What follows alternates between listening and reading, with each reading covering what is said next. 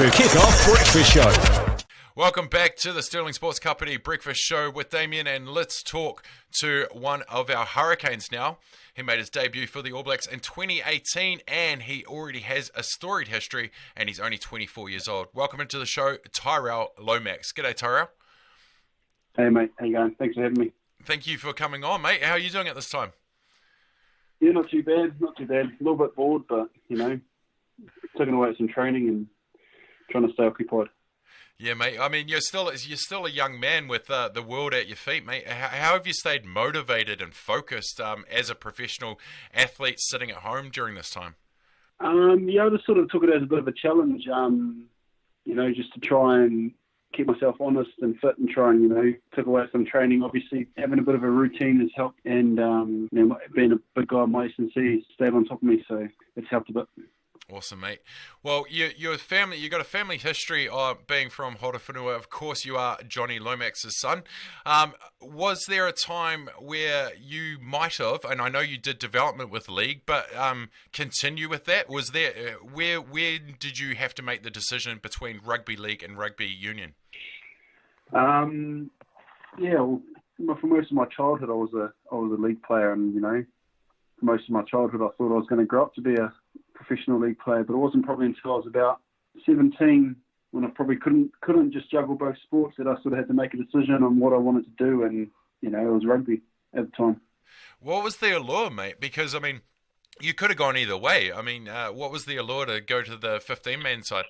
I guess I was probably enjoying it a bit more. I went to a rugby school in Australia for my last few years of school, and a lot of my close mates were playing rugby. And I was just, I was really enjoying playing with my mates, and, I was doing quite well in it. Yeah, you were. Mate, you made the Australian under-20s 2 years in a row, 2015, 2016.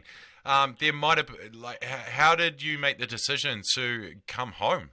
Leave the Rebels that you were thriving in and come home and play, to New Zealand and play for the Highlanders?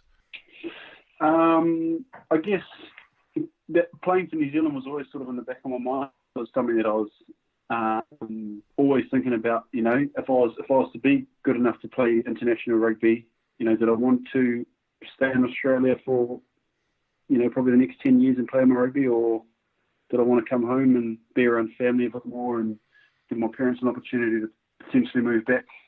And obviously I got a call from Rugby 20 at the time, just on my contract with the Rebels, and I got a call from Steve Hansen. He sort of had a chat to me and asked me what I wanted to do, and sort of made me think a little bit more about coming back to New Zealand. Wow! So Steve Hansen got you home.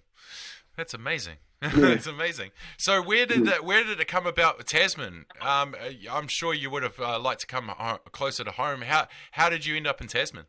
They sort of just, I'm not too sure how, but they got my number and they just messaged me, and to be honest, I couldn't have told you where Nelson was before I went there.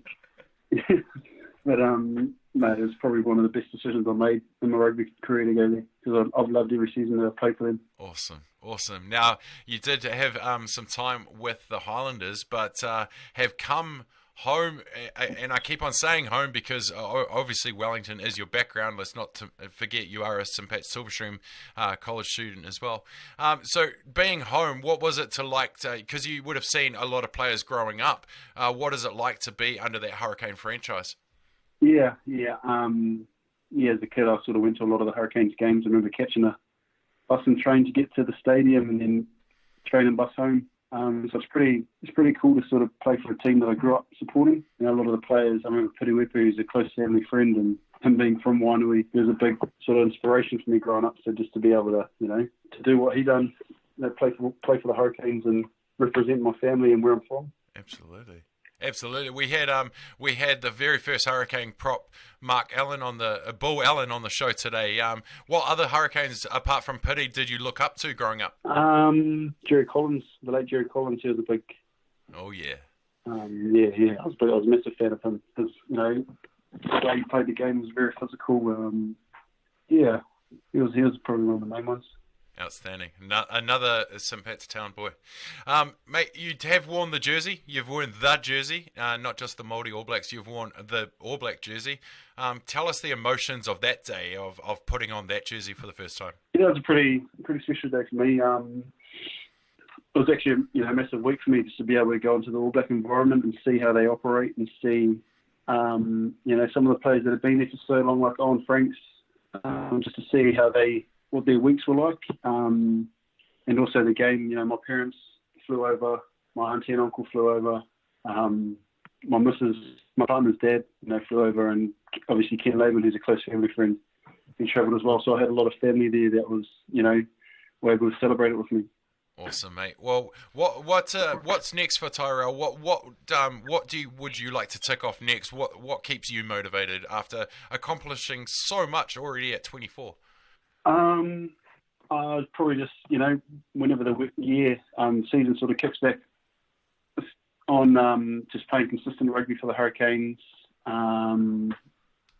Hopefully, when club rugby starts up again, being able to sort of give back to Wānui somehow, where it's attending some of their trainings, or just sort of giving back to my community. That's probably the main thing.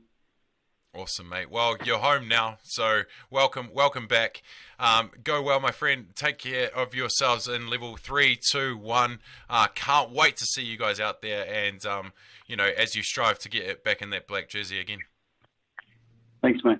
Thanks for having me.